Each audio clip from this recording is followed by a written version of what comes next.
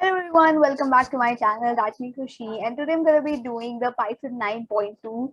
So this is the next part of the Python's ninth module, and I'm sorry for uploading a little bit late, but yeah, let's just get into it. And now on, we're going to have regular videos on the channel. So let's just start. So the first concept is groups. So a group can be created by surrounding part of a regular expression with a parentheses. Now, for example, we have pattern here, and this has formed a group because spam is inside the parentheses. So spam represents a group in the example above, as I've told you. The content of groups in a match can be assessed using the group function. A call of group 0 or a call of group with empty parentheses returns a whole match. Now, call of the group n, where n is greater than 0, returns the nth group from the left. The indexing starts from 1 over here, and n, it will start from left. Like, it doesn't see it from the right, but sees from the left.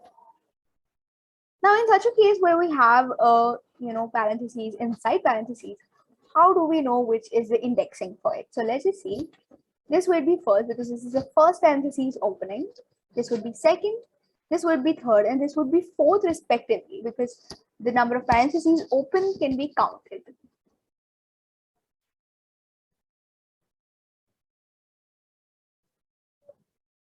So in the same way, we have one over here, second one over here, and the third one over here. So that's how it works. Now there are several kind of special groups. Two useful groups are named groups and non-capturing groups. So the named one have this kind of a format, which is a question mark P. Then we have the opening tag, name, closing tag, and 3 dots. Where name is the name of the group and the 3 dot is the content. They behave exactly same as a normal group, except they can be accessed by the group name instead of a number. Now earlier we have seen, if you want to get group 3, we have to write group parentheses 3. Here, if you have the named groups, you can write the name. This is a format for the capturing groups, and they are non-accessible by the group method. So they can be added to existing regular expression without breaking the numbering of it.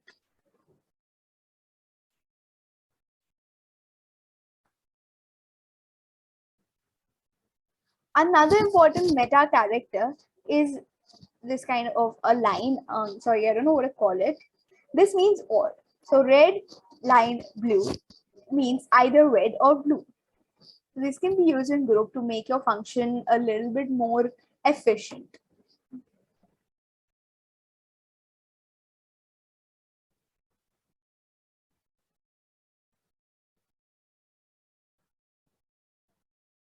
Next, we have special sequences. Now, there are various special sequences you can use in a regular expression. They are written as backslash followed by another character. One useful special sequence is a backslash and a number between 1 to 99.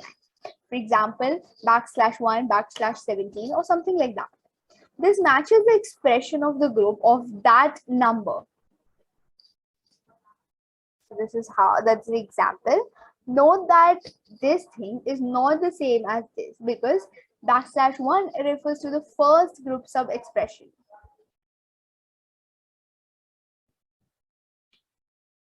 So if we write something like this will mean that ABC or XYZ followed by the same thing.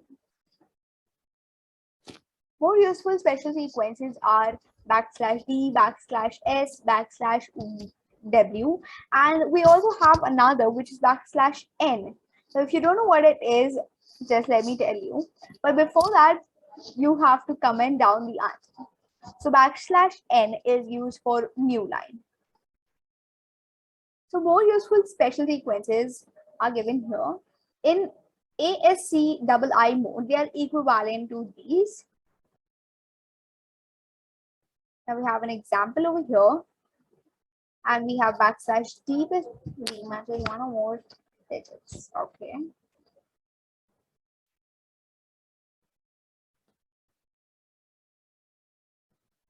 The additional special sequences are \caps A, \Z, and \B. These sequences match the beginning and the end of a string respectively.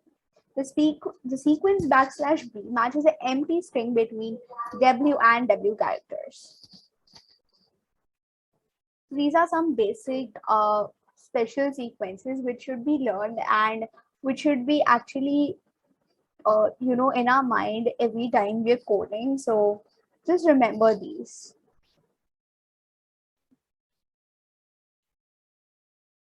Now we have email extraction. To demonstrate a special usage of regular expression, let's create a program to extract email address from a string. So it's the same thing which you actually did in the practice session of the previous topic. So if I have this, please contact info@sololearn.com for assistance. Now this info@sololearn.com is an email index. Now, how does the computer get the whole email? You can use the character as the key because it will be present in every email or things like that.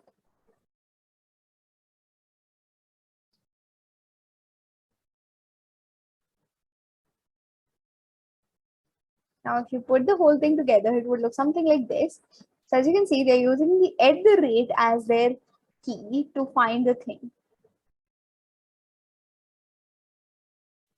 So yeah, guys, that is it for today's video. If you like the video, just like, share, subscribe, comment down below, and press the notification bell. Thank you. Bye.